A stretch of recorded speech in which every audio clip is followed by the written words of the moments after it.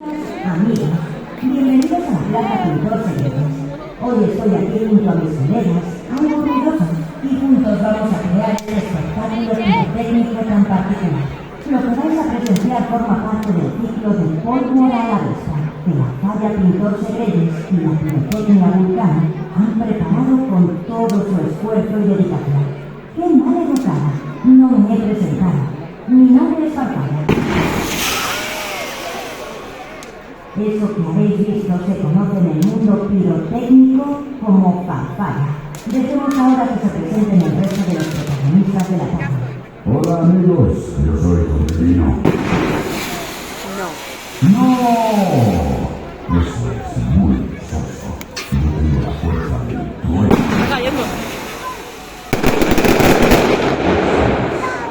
Todo buen concierto necesita un coro a la altura, y esas somos nosotros. A mí me suelen sacar el primero por aquello de romper el hielo. Son silbato.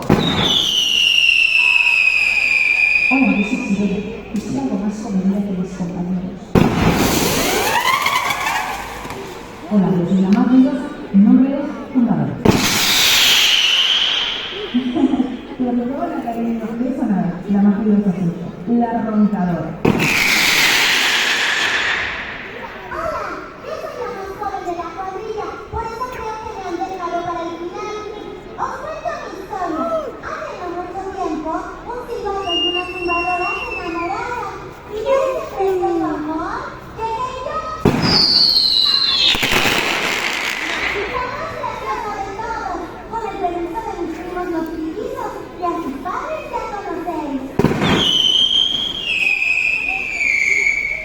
Bueno, y hasta aquí las presentaciones. Han venido algunos más, pero son muy vergonzosos y prefieren actuar en directo.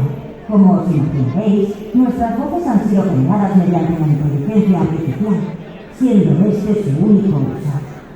Bueno, la verdad es que no.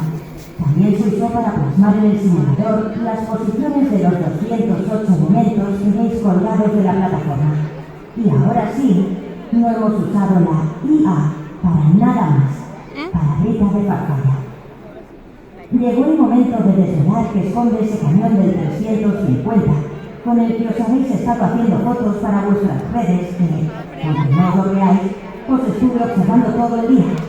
Hacemos una rápida cuenta atrás y empezamos. 3, 2, 1...